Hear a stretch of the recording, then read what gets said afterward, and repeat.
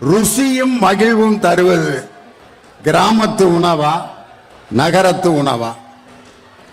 ருசி மகிழ்வு. இந்த ருசிங்கிறது தான் நம்மளை பாடா படுத்துது. ஏன்னா ஒரு சாப்பாட்டு பொருளை கண்ணு பார்க்குது, கண்ணு பார்த்தோன்னா அதை சாப்பிடணும்னு மூளைகிட்ட சொல்லுது, சொன்னோன்னா அதை வாங்கி சாப்பிடணும். எடுக்கிறோம் அந்த பொருளை, அதை சாப்பிடலாமா வேணாமா அப்படின்னு மூளை நமக்கு கட்டளை இடுது. அந்த கட்டளை எதை அடிப்படையா வச்சு நமக்கு அமையும்னா, ஒரு ஜாங்கிரிய ஒருத்தர் எடுக்கிறாருன்னு வச்சுக்கோங்க, அவர் சர்க்கரை நோயாளியா இருந்தாருன்னா அந்த ஜிலேபி அப்படியே பார்ப்பாரு, சாப்பிடலாமா? ஜிலேபி சொல்லும், சாப்பிடியா, இவ்வளவு அழகா இருக்கேன் நான், இன்னைக்கு ஒரு நாள் சாப்பிடு அப்படின்னு. உடனே டாக்டருக்கு போன் பண்றாரு, டாக்டர் நம்ம டயபெட்டிக் பேஷண்ட் நான் தான் சார், என் பேர் சதீஷ், ஒரு ஜாங்கிரி இப்போ ஒரு 10:30 மணிக்கு சாப்பிடலான்னு நினைக்கிறேன், சாப்பிடலாமா அப்படின்னு டாக்டர்கிட்ட இருந்து பதில், சாப்பிடுங்க அப்படியே ஆஸ்பத்திரிக்கு வந்துடுங்க. அவர் அப்படியே வச்சிடுறார். மூளை பார்த்துட்டு சாப்பிடணும்னு சொல்லுது, நாக்கில் எச்சி ஊறிடுச்சு, ஆனா அவருடைய உடல் நலம் இடம் கொடுக்கல. அதுல சாப்பாடுங்கிறதுக்கு பல வார்த்தை இருக்கு, சாப்பிடுறது, தின்றது, உண்ணுவது. இதுல எந்த வார்த்தையை நம்ம அதிகமா பயன்படுத்துறோம்? பெரும்பாலும் சாப்பிடுறதுங்கிற வார்த்தையை தான் பயன்படுத்துறோம். திங்கிறதுங்கிற வார்த்தையை எல்லாரும் பயன்படுத்த முடியாது. இப்ப வீட்டுக்கு ஒரு கெஸ்ட் வந்திருக்காரு, வாங்க வாங்க மாமா வாங்க வாங்க வந்து தின்ட்டு போங்க அப்படின்னா, ஏண்டா என்னடா நினைச்சு என்னைய கூப்பிடுற, சும்மா தின்னுங்க, சோறு வச்சிருக்கேன் குழம்பு வச்சிருக்கேன் தின்ட்டு போங்க அப்படின்னா, ஏண்டா ஒரு மரியாதை வேணாமாடா? சாப்பிட்டு போங்கன்னா சாப்பிடுவாரு, தின்னுட்டு போங்கன்னா சாப்பிட மாட்டார். அதையே நம்ம மாமா வருக, உணவு உண்டு செல்க, உங்களுக்காக தயாரித்து வைத்திருக்கிறோம் அப்படின்னா மாமா ஏதோ நக்கல் பண்றாங்க போல இருக்கு, நம்ம சாப்பிட்றோமா வேணாமான்னு டெஸ்ட் பண்றானோன்னு நினைப்பார். சாப்பிட்டு போங்க அப்படிங்கிறதா அழகான சொல். ஆனா இங்க சென்னையில இந்த சாப்பிட்டு போங்கிறத எப்படி சொன்னான்னு தெரியுமா? ஒரு ஊர்ல எனக்கு கும்மிடி பூண்டிக்கு பட்டிமன்றம் நடத்த போனேன். நான் லேனி என்னத்த நாஸ்டா துணியா, நாஸ்டா துணியான்னு கேட்டான். என்னடா சொல்ற அப்படின்னு.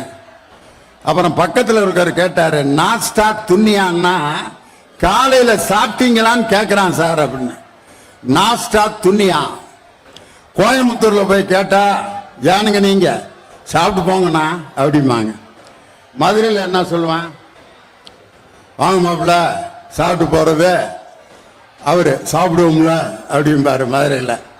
திருநெல்வேலியில ஏல சாப்பிடுத, என்னல பேசாம நிக்க சாப்பிடல அப்படிம்பாங்க. ஒரு சாப்பாடுங்கிறத கூட ஒவ்வொரு மாவட்டத்திலையும் எப்படி சொல்லிக்கிட்டு இருக்காங்க. திங்கிறதுங்கிற வார்த்தையை நம்ம யூஸ் பண்ணோம்னா அது மரியாதை குறைவா இருக்கு. அதே மாதிரி முகத்துக்கு பல வார்த்தை இருக்கு, முகம், மூஞ்சி, மொகர அப்படின்னு 3 வார்த்தை இருக்கு. இந்த மூஞ்சிங்கிற வார்த்தையை எல்லாத்திலையும் பயன்படுத்த முடியுமா?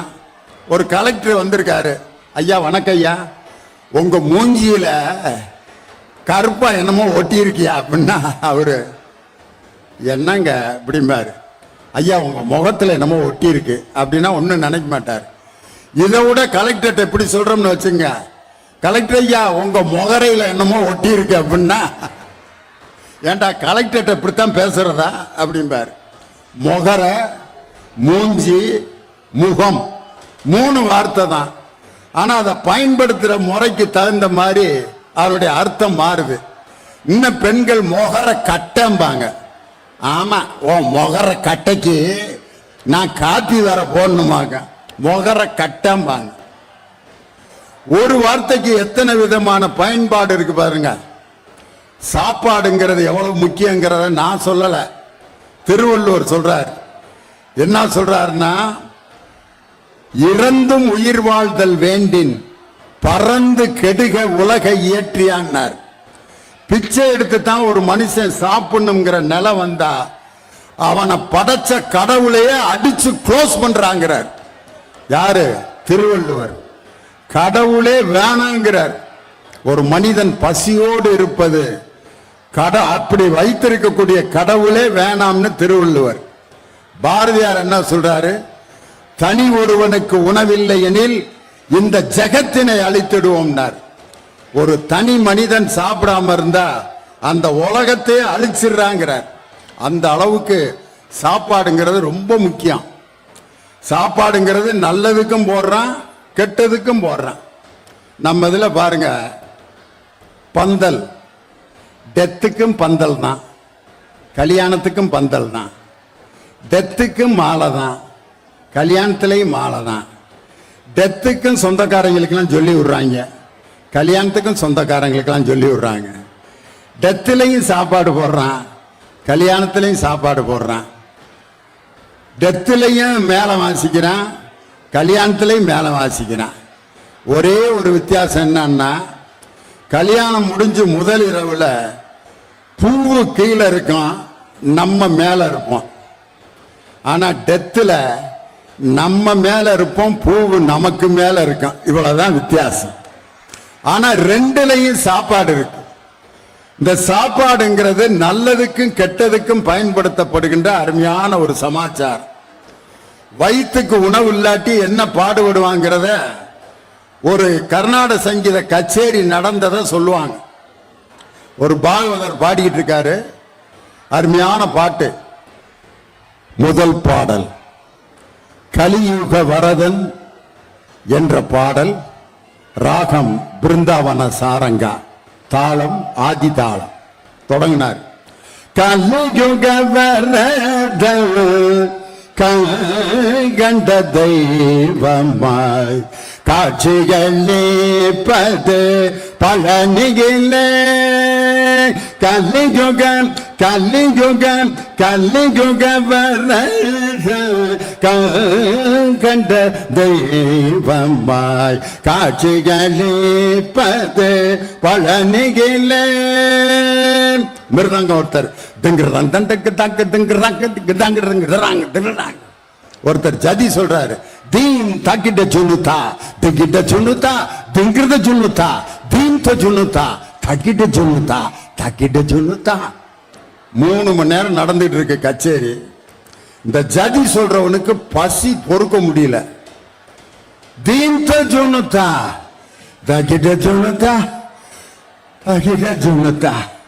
அவரு பாகவதர் முடிக்கிற மாதிரி தெரியல. கலியுகம் கலியுகம் அப்படின்ட்டு இருந்தாரு. பார்த்தான் ஜதி சொல்றவன், தீன் சொல்லுதா தாக்கிட்ட சொல்லுதா திங்கிறதா அங்க தொங்குறதா, திங்கிறத தொங்குறத திங்கிறத தொங்குறதான் பாகவதர் முழிக்கிறாரு.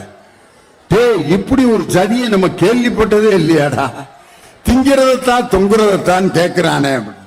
கடைசி பார்த்தா அவன் எதை பார்த்து பாடி இருக்கான்னா, மேடைக்கு ரைட் சைடில் ஒரு பெட்டி கடையில் வாழைப்பழம் தொங்கிட்டு இருக்கு. அதை பார்த்துட்டு திங்கிறதா தொங்குறதான். பசி வந்திட 10 பறந்து போம்னு சொன்னான். பசியோட இருக்கிறவன்ட்ட நீங்க என்ன சொன்னாலும் எடுபடாது. கோவ பசியில இருக்கான், அவன்கிட்ட போய் மகாத்மா காந்தி என்ன சொன்னார் அப்படின்னம்னா, 4 இட்லி சாப்பிட சொன்னார், முதல்ல அதை கொண்டு வந்து கொடுங்கடா அப்படிமா. அந்த நேரத்தில் சொல்லப்படுகின்ற தத்துவம் எதுவுமே எடுபடாது. ஒரு கல்யாண வீட்டுக்கு வர்றவனை எடுத்துங்க. அதனால ஒரு கல்யாண வீட்டில் நீங்க பாத்தீங்கன்னா வெவ்வேறு விதமான ஆளுங்க இருப்பான். சில பேர் வந்தோன்னா கல்யாண பொண்ணு மாப்பிள்ளைய பார்ப்பான், சே மாப்பிள்ளை அழகா இருக்கான், பொண்ணு அவ்வளவு நல்லா இல்லையா மாப்பிள்ளை அப்படின்ட்டு போயிடுவான். இன்னொருத்தன் கணக்கு வழக்குக்குன்னே வருவாங்க. எத்தனை எவ்வளவு நகை போட்டிருப்பேன், 50 பவுன் போட்டிருப்பானா, உனக்கு என்ன அவன் தகரத்தை கூட போட்டு போறேன், உனக்கு என்ன அதை பத்தி கவலை. இன்னொருத்தன் சாப்பாடு எவ்வளவு செலவு பண்ணிருப்பாங்க, என்னடா இப்படி சாப்பாடு போட்டிருக்கேன் பிச்சைக்காரப்ப அப்படின்னு அங்க வந்து திட்டிட்டு இருப்பான். இன்னும் சில பேர் கல்யாண வீட்டில் அந்த அடுத்த நாள் கல்யாணம்னா முந்தின நாள் எப்படித்தான் செட் ஆவாங்கன்னு தெரியல. மேற்படி குரூப் மாப்பிள்ள வாடா. அவனுக்குன்னே மிச்சர் வாங்கி கொடுக்க 4 பேர் இருப்பான். பொம்பளைலாம் தூங்கணும்னு அப்படி தாவா ஒதுங்குவாங்க எல்லாம். திடீர்னு தமிழ்ல பேசிட்டு இருப்பேன், அப்புறம் இங்கிலீஷ்ல பேசுவேன், அப்புறம் என்ன பேசுனானே தெரியாது. செலவழிச்சவன் கீழே டேபிளுக்கு அடியில் கிடப்பான், அவன் தலை மேல அவன் காலை வச்சிருப்பான் காலையில 4 மணிக்கு. அது ஒரு குரூப். ஆனா சில பேர் கல்யாண வீட்டில் திங்கிறதுக்குன்னே வருவான், பாத்திருக்கீங்களா? தாலி கட்டணும்னு ஓடிடுவான் மண்டபத்துக்கு. டைனிங் ஹாலுக்கு போட்டாச்சா சாப்பாடு, பந்தி அதுல உட்கார்ந்து சாப்பிட்டா தான் அவனுக்கு நிம்மதி. சாப்பிட்றதுக்குன்னே ஒரு குரூப் இருக்கும். அதுக்காக சாப்பாடுங்கிறதுக்காக அதுக்காக நம்ம வாழக்கூடாது. வாழ்வதற்காக உண்பது, உண்பதற்காக வாழ்வது எது சரி? உண்பதற்காக வாழ்வது சரியில்லை, வாழ்வதற்காக உண்பதுதான் இந்த உணவு பாதுகாப்பு துறையினுடைய நோக்கம். உணவு சாப்பாட்டை பத்தி நிறைய பாட்டு இருக்கு. பழைய பாட்டு ஒண்ணு திருச்சி லோகநாதன் SV ரங்காராவ் கடோர் கஜனா நடிச்சிருப்பார். சாப்பாட்டு பொருள் பூரா அதுல லிஸ்ட் கொடுத்திருப்பார், பாத்துறீங்களா? கல்யாண சமையல் சாதம், காய்கறிகளும் பிரமாதம், அந்த கௌரவ பிரசாதம் இதுவே எனக்கு போதும். கல்யாண சமையல் சாதம், காய்கறிகளும் பிரமாதம், அந்த கௌரவ பிரசாதம் இதுவே எனக்கு போதும்.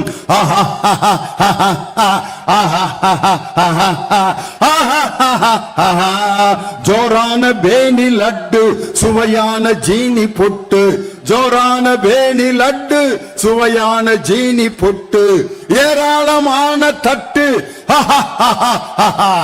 இனி இஷ்டம் போல வெட்டு. கல்யாண சமையல் சாதம், காய்கறிகளும் பிரமாதம், அந்த கௌரவ பிரசாதம் இதுவே எனக்கு போதும்.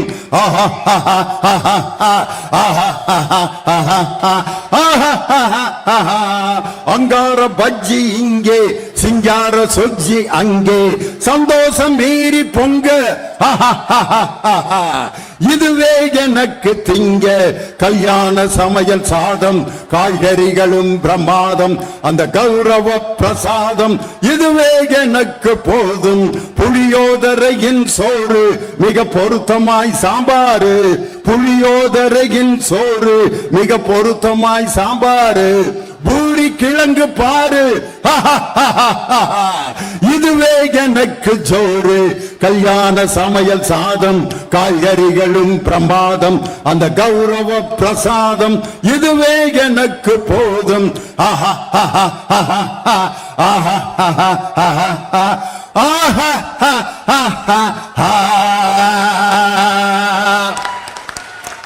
சாப்பாட்டுக்குன்னே ஒரு பாட்டு போட்டிருக்கான் பாருங்க. பட்டிமன்றத்தில் இங்க நாங்க பேசிட்டு இருக்கோம்.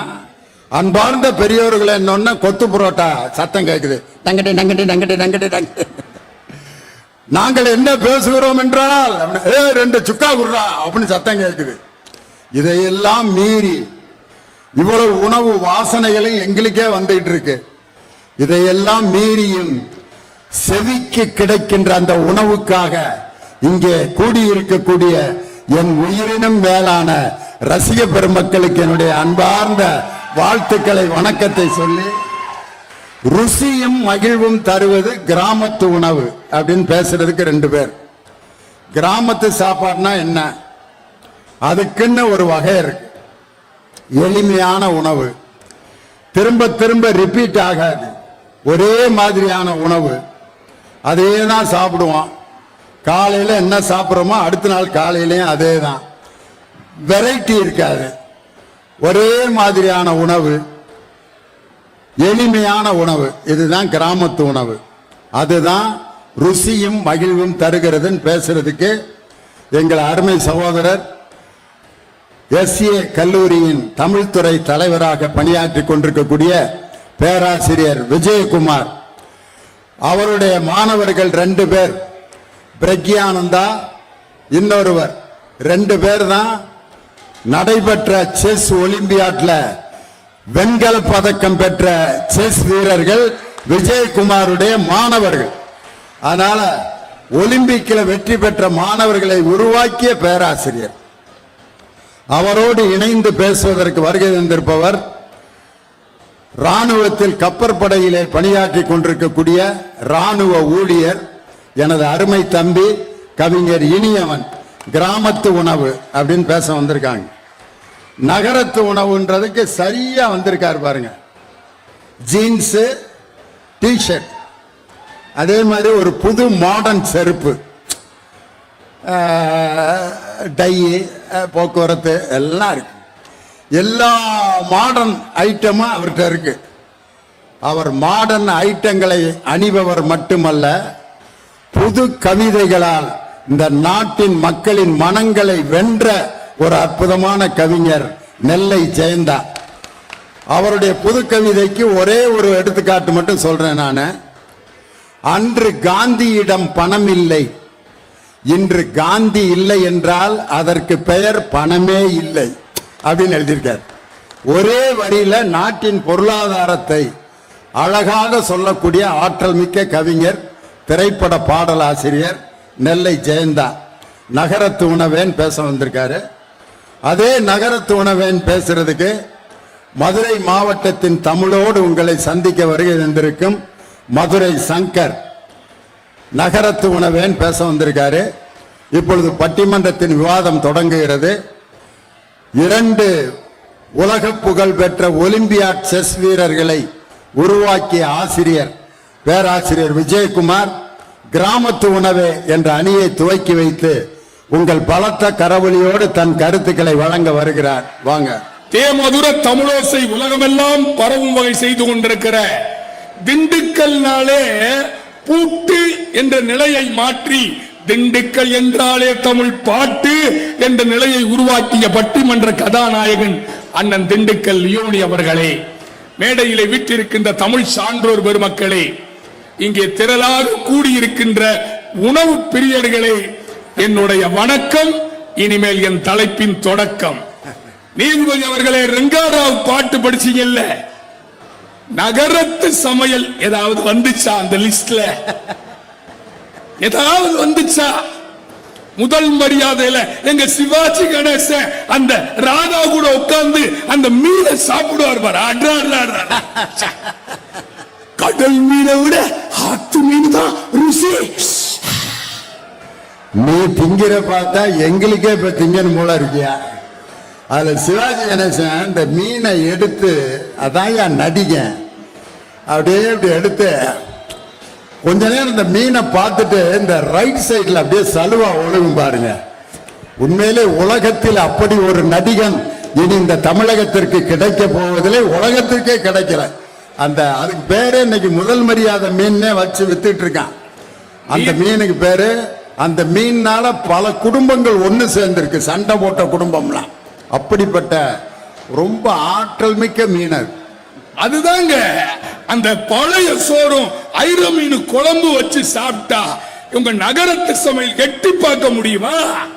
உளுந்தங்களி, பருப்பு உருண்டை குழம்பு, நீராகாரம், கைக்குத்தல் அரிசி, குளிப்பணியாரம், வெந்தயக்களி, இது மாதிரி உங்க நகரத்து சமையல்ல லிஸ்ட் இருக்கா மிஸ்டர் ஜெயந்தா? உங்க நகரத்து சமையல் என்ன? எழுதுங்க லிஸ்ட். பர்கர், பீஸா, நூடுல்ஸ். இந்த நூடுல்ஸ் சாப்பிடுறான் பாரு. எங்க கிராமத்துல அந்த காளை மாடும் பசு மாடும் வைக்க போற சாப்பிடுற மாதிரி. அட பாவியலா, அந்த கிராமத்துல படிக்காத என் தாய் அன்னைக்கெல்லாம் தக்காளி சோறு செய்வா, பிரியாணி மாதிரி இருக்கும். என் மனைவி நகரத்துல இன்னைக்கு பிரியாணி செய்யறா, தக்காளி சாதம் மாதிரியே இருக்கு. நூடுல்ஸ் சாப்பிட்டுட்டு உள்ள பாதி போகல, அப்படியே தாடி மாதிரி தொங்கிட்டு இருக்கு. ஒருத்தன் கத்திரிக்கோள் எடுத்து வெட்டுறான், அப்படியே என்னடா உள்ள போக மாட்டேங்குது வெட்டிட்டு அதை மீதிய போடுறேன். இப்படி ஒரு உணவை வந்து கத்தி வச்சு அறுத்தாயா சாப்பிடுறது? என்ன நீதிபதி அவர்களே, நான் பார்க்கிற இந்த உணவு திருவிழால வசந்தவள்ளி திருக்குற்றால குறவஞ்சியில பந்து விளையாடுற மாதிரி இருப்பு சட்டியில வானொலியில சோத்த பந்து விளையாடுறேன். தள்ளி போட்டு அதுல கலர் சாயப்பொடி போட்டு மிளகா பொடி போட்டு மல்லிப்பொடி போட்டு கலர் கலரா சாயத்தை போட்டு அப்படி தூக்கி போட்டு புடிச்சு விளையாண்டு அப்படியே தட்டுல கொட்டுறான். நம்மால எடுத்து சாப்பிடுறது குருட்டு கோழி தவுட்ட முழுங்கிற மாதிரி கேட்டா அது ஃபாஸ்ட் ஃபுட்டா. எவ்வளவு ஃபாஸ்டா உள்ள போகுதோ காலையில ஃபாஸ்டா வெளியில வந்துருது. என்ன நீதிபதி அவர்களே, ஃபாஸ்டா வெளியே வந்தா பரவாயில்ல, வராமையில ஆஸ்பத்திரியில மூக்குல டியூப் சரி படுக்க போட்டிருக்காங்க. நேரத்துல இருந்து வரவே இல்லை சார்ல போய் உட்கார்ந்து இருக்கான். நீதிபதி அவர்கள் நபிகள் நாயகம் அழகா சொல்லுவார், உன் வீட்டு சமையல் அறையில் சமையல் செய்கிற போது வருகிற வாசனை எத்தனை வீடுகளுக்கு போகிறதோ அத்தனை பேருக்கும் நீ விருந்தோம்பல் செய்ய வேண்டும் என்று நபிகள் நாயகம் சொல்லுவார். இன்னைக்கு நகரத்தில் சமையலா இருக்கா? கல்யாணம் பண்ணிட்டு ஒரு பொண்ணு வீட்டுக்கு வருது, பருத்திப்பால் வச்சிருக்கேன்டி மருமவளே, அடுப்புல பருத்திப்பால் வச்சிருக்கேன், தீஞ்சு போயிட போகுது, சிம்முல வையின்னா மாமியா. மருமக சொன்னா சிம்மு 1 சிம்மு 2. இன்னைக்கு நிலவரம் அப்படி இருக்குது. நகரத்து சமையலா. புத்தரிடம் போய் ஒருவன் கேட்டான், மனிதனுடைய சராசரி வாழ்க்கை எத்தனை நாள்? புத்தருடைய சீடன் சொன்னான் 70 ஆண்டுகள். புத்தர் இல்லைன்றார். இன்னொரு சீடன் சொன்னான் 65 ஆண்டுகள். புத்தர் இல்லைன்றார். 50 ஆண்டுகள்னு ஒருத்தன் சொன்னான், அதையும் இல்லைன்றார். எல்லாரும் யோசிச்சு பார்த்தா, என்ன புத்தர் 50 வருஷம் கூட இல்லைன்றாரே. அப்போது புத்தர் சொன்னார், நீதிபதி அவர்களே, மனிதனுடைய சராசரி ஆண்டு காலம் 1 நொடி. வாழ்க்கை 1 நொடி அல்ல, ஒவ்வொரு நொடியையும் வாழ்ந்து பார்க்க வேண்டும் என்று சொன்னால் கிராமத்து சமையல் தான் ஆரோக்கியத்தை கொடுக்கிறது. சமையல் என்பது வெறும் சேர்மானங்களையும் அதிலே போடுகிற பொருட்களையும் சார்ந்ததில்லை. இதயத்தை சேர்த்து சமைப்பது, ஆன்மாவை சேர்த்து சமைப்பது. கிராமத்து சமையல்ல பக்க விளைவு கிடையாது. வெள்ளக்காரன் ஆச்சரியப்பட்ட பலகாரம். எங்க ஊர் கிராமத்துல சியம்னு சொல்லுவான். அதுல பூரணம்னு ஒண்ணு இருக்கும். அதுல தேங்காய் துருவி போட்டு, பொட்டுக்கடலை போட்டு, ஏலஞ்சுக்கு போட்டு, அந்த பூரணத்தை உள்ள போட்டு மாவோட அள்ளி ஊத்துவா பாட்டி. அந்த வெள்ளக்காரன் சாப்பிட்டு பார்த்து ஆச்சரியப்பட்டான். அப்படி கடிச்ச உடனே உள்ள பூரணம் இருக்குது, வெளியில காரம், உள்ள இனிப்பு. எப்படா டெக்னாலஜி, இந்த டெக்னாலஜி அப்படின்னு கேட்டான். அப்பதான் அந்த பாட்டி சொன்னா, பூரணத்தை மாவுக்குள்ள போட்டு மாவோட சேர்த்து தூக்கி போடுவேன். உங்க ஆரோக்கியத்தை நீங்கள் சிந்தித்து பார்க்க வேண்டும். நகரத்து சமையல் ஆரோக்கியத்தை தருதா? இட்லிக்கு சாஸ், தக்காளி சாஸ் வச்சு இட்லி ஊற்றுறான், அது ஆரோக்கியமா? அன்னைக்கு எப்படி இருந்தது சமையல்? ஆரோக்கியமா இருந்துச்சு. இன்னைக்கு ஆரோக்கியமா இருக்கா? என் பொண்டாட்டி பிரியாணி செஞ்சா, என்னடி இது பிரியாணி, டூத் பேஸ்ட் வாசம் வருது அப்படின்னு. அத்தான் கிச்சனுக்கு போனேன், அத்தான் புதினா இல்ல, இலவங்க இல்ல, பட்டை இல்ல, தீந்து போச்சு, அதனாலதான் பேஸ்ட தூக்கி பிரியாணியில போட்டேன். இது எல்லாமே அந்த இதுல இருக்காமே டூத் பேஸ்ட்ல. இன்னைக்கு சமையலே போச்சே சார். ஆனால் அன்றைக்கு சமையல் ஆரோக்கியமாக இருந்தது, சமையல் ருசியாக இருந்தது, ரசிக்கும்படியாக இருந்தது. இன்னைக்கு எப்ப கேட்டாலும் நூடுல்ஸ். இன்னைக்கு பாருங்க செர்லாக் முந்தி வரும் பாரு, அது 3 சக்கர தேர். இன்னைக்கு காலையில சாப்பாடுலாம் எல்லாம் ஸ்பீடு, சாப்பாடுலாம் ஸ்பீடு. ஒரு அம்மா குழந்தைய தேடுறா, எங்கடி போன சடவனே? கட்டிலுக்கு அடியில கிடந்தான். அவனை தர இழுத்துட்டு வந்து அவனை குளிச்சானா குளிக்கானு பார்க்காம அவனை வேகமா சட்டையை போட்டு, நம்ம நாடு வெப்ப நாடு, அவனை போட்டு கையெல்லாம் கட்டி ஷூவை போட்டு, மாமியா கேட்டா, சரவணே என் பேராண்டிக்கு நாஸ்டா கொடுத்துட்டியாடி மருமவளே? அத்த 2 நிமிஷம் அப்படின்னு ஒரு பவுல் எடுத்து அதுல சர்க்கரை போட்டு அதுல செர்லாக்க போட்டு ஆட்டோக்காரன் வந்தான். சரவணா அப்படின்னா மருமக. ஆட்டோக்காரன் வாயில போயிடுச்சு. அவன் சொல்றான், இப்படி நாஸ்டா கொடுத்தாங்க 4 நாள்ல நாஸ்டா எனக்கு ஓவர். கிராமத்து சமையல் என்பது பக்க விளைவு இல்லாது. கிராமத்து சமையல் என்பது எந்தவித உடல் உபாதைகளையும் தராதது. ஆனால் உங்கள் நகரத்து சமையல் சரியில்லைங்கிறதுனால தான் உணவு பாதுகாப்புத்துறை, கிராமத்து சமையல்ல உணவு பாதுகாப்புத்துறைக்கு வேலை இல்லை. இப்ப பாருங்க, எல்லாம் பாட்டில்ல கலந்துதான் கொடுக்கிறான், எல்லாம் பிரிசர்வேட்டிவ், எல்லாம் பிரிசர்வேட்டிவ். ஆனா அந்த காலத்துல எப்படி இருந்துச்சு? உங்க பிரியாணி அன்னைக்கே எங்கிட்ட இருந்துச்சு புலவுச்சோறு. சங்க இலக்கியத்துல புலவுச்சோறுன்னு ஒரு வார்த்தை இருக்கு. அதுதான் பிரியாணி. சங்க இலக்கியத்துல அக்காடு அடிசில் அப்படின்னு ஒண்ணு இருக்கு, அதுதான் சக்கரை பொங்கல். ஆனா இன்னைக்கு மேலை நாட்டு கலாச்சாரம் நம் உடையை மாற்றியது, நம் நடையை மாற்றியது, நம் பாவனைகளை மாற்றியது, நம் வயிற்று உணவையும் மாற்றி இருக்கிறது. அதனாலதான் 3ஆம் கிளாஸ்லயே சுகர் வந்துருது, பிபி வந்துருது. எங்க கிராமத்து சமையல சாப்பிட்டா எதுவும் வராது ஜெயந்தா. 3ஆம் கிளாஸ் பையன் சோடா புட்டி கண்ணாடி போட்டிருக்கான். விட்டமின் இல்ல, சத்தான பொருட்கள் இன்றைக்கு நகரத்து சமையலிலே இருக்கிறதா? அன்னைக்கு நீராக கண்ணாடி போட்டிருக்கிறது மட்டும் இல்ல, நேரா வீட்டுக்கு வந்து அவன் வீட்டுக்கு போகாம பக்கத்து வீட்டுல போய் அப்பான்ட்டான். அந்த ஆளு, டேய் ஏன்டா ஏற்கனவே வீட்டுல குழப்பமாகி கிடக்குது, என்ன போய் நொப்பாங்கிற, கண்ணாடி மாத்தி போட்டாங்க அங்கிள் அப்படிங்கிறான். காரணம் என்னன்னா 3 வயசுலயே கண்டது கிடையதையும் சாப்பிட்டு சோடா புட்டி கண்ணாடி போட்டு எல்கேஜியில உட்கார்ந்துருக்கான். இதுதான் இன்னைக்கு நிலைமை. ஓட்ஸா குதிரைக்கு போடு, பிஸ்கட்டா நாய்க்கு போடு, வெளிநாட்டுக்காரன் எழுதி வச்ச பழமொழி. அந்த ஓட்ஸை தான் இன்னைக்கு நம்ம சாப்பிடுறோம். அதுல என்ன சத்து இருக்குது நீங்க சிந்திச்சு பாருங்க. ஆகாரத்துல எல்லா விட்டமினும் இருக்கு அந்த காலத்துல. ஆனா இன்னைக்கு நவநாகரிகம் என்கிற பெயரிலே நீங்கள் கழிவைத்தானே சாப்பிட்டு கொண்டிருக்கிறீர்கள் ஜெயந்தா அவர்களே. இன்னைக்கு ஃபாஸ்ட் ஃபுட் உலகம் ஃபாஸ்டா போகுது. ஆனா அதுல சுவை இருக்கிறதா, மகிழ்ச்சி இருக்கிறதா, அன்பு இருக்கிறதா, பாசம் இருக்கிறதா? ஹாஸ்பிட்டல்ல படுக்கிற மாதிரி நிலைமை ஆயிடுது. 2 செய்திகளோடு நான் முடித்துக் கொள்ள ஆசைப்படுகின்றேன்.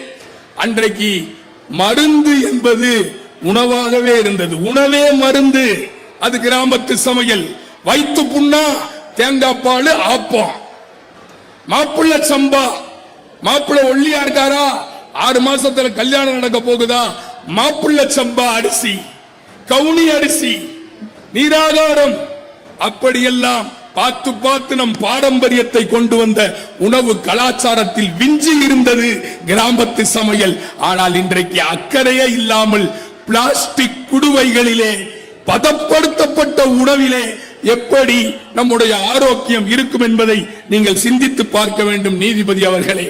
ஆகவே கிராமத்து சமையல் சூப்பர், நகரத்து சமையல் டூப்பர் என்று சொல்லி வியக்க வைத்த ரசிக பெருமக்களுக்கு பிரிய மனமில்லாமல் காலத்தின் அருமை கருதி முடைக்கின்றேன். நன்றி, வணக்கம். கிராமத்துல சமைக்கிற சமையல் அன்பு கலந்து பொறுமையா நிதானமா பாசத்தோடு சமைக்கப்படும் சமையல். நகரத்துல அதுக்கு வாய்ப்பு இல்லை. ஒரு வீட்டுல காலையில பாருங்க, கணவன் மனைவி 2 பேருமே வேலைக்கு போவாங்க. அந்த வீட்டை காலையில ஒரு 8:30 மணிக்கு நீங்க பாத்தீங்கன்னா நரகத்தை பார்க்கணும்னா நீங்க அதை பார்க்கலாம். அப்பா அம்மா 2 பேரும் வேலைக்கு போவாங்க, பிள்ளைய 2 பள்ளிக்கூடத்துக்கு போனோம். நரகம் மாதிரியே இருக்கும். காலையில பாத்தீங்கன்னா அந்த அம்மா தனியா தலை சீவி டீச்சர் வேலை பார்க்க அப்படியே ஒட்டு வச்சு, அதோட இடையில புளியோதரையை கிண்டிக்கிட்டு தேங்காய் சட்னியை வச்சுக்கிட்டு, அதுக்கு இடையில அந்த வேலை. இவரு காப்பியா கொண்டாடி அப்படிம்பாரு. யாரு? ஆபீஸ் போறவரு. அதுக்கு ஏன் நாய் மாதிரி கத்துற அப்படிம்பாரு. என்னது நானா நாய், உங்க ஒப்பா நாய், உங்க ஒம்மா நாய், என்னைய நாய்ங்கிற? என்னை பத்தி பேசு, எங்க அப்பா அம்மா பத்தி பேசுனா அப்புறம் நல்லா இருக்காது. இப்படி நடந்துட்டு இருக்கு. மகன் வர்றேன், எம்மா என் யூனிஃபார்ம் டவுசர் எங்க அப்படிங்கிறான். இந்த உங்க ஒப்பாவை கேள்றா, அவரு தேடி கொடுப்பாரு. அவருக்கு அவரு டவுசர் எங்க இருக்குன்னு தெரியாம தான் காலையில இருந்து டென்ஷனா இருக்காரு. அப்ப அந்த அம்மா சொல்லுது, புருஷனுக்கும் டவுசர் எங்க இருக்குன்னு தெரியல, பிள்ளைக்கும் டவுசர் எங்க இருக்குன்னு தெரியல. இந்த நேரத்துல நானு எலுமிச்சம்பழ சோறும் தேங்காய் சட்னியை வச்சு விளங்கின மாதிரிதான்ட்டு கிண்டி டப்பால வச்சு அடுக்கி அதை கொண்டு போய் கொடுத்து அந்த பயலை பெறப்பட விட்டு சூவு டையெல்லாம் போட்டு அவன் பேக்கை பின்னாடி மாட்டிட்டு எப்படி சொல்லிட்டு போறான் தெரியுமா அவங்க அம்மாட்ட? ஜெயிலுக்கு போற மாதிரியே போறேன், அவங்க அம்மா போயிட்டு வரேன் அப்படின்ட்டு அப்படியே கொண்டு போய் வண்டியில ஏத்தி விடுது. இந்த நேரத்தில் சமைக்கிற சாப்பாடு எப்படி உடம்புல ஒட்டும்? இந்த சாப்பாடு ருசியும் மகிழ்வும் தர முடியுமா அப்படின்னு யாரு? விஜயகுமார் கேட்டிருக்காரு. ஆனா ஒரு கிராமத்துல காலையில 6:30க்கெல்லாம் எந்திரிச்சு அந்த அம்மா சமையல் பண்ணி காலை டிஃபனு மத்தியான சாப்பாடு எல்லாம் 9 மணிக்கெல்லாம் முடிச்சு வச்சிருவாங்க. சண்டை வர்ற நேரத்துல சமையல் முடிஞ்சிடும். ஆனா இங்க சண்டையும் சமையலும் ஒன்னா தொடங்குறதுனால எதுவுமே நல்லா இருக்க மாட்டேங்குது அப்படின்னு விஜயகுமார் ஒரு குற்றச்சாட்டை வச்சிருக்காரு. அதுக்கு பதில் சொல்லணும்.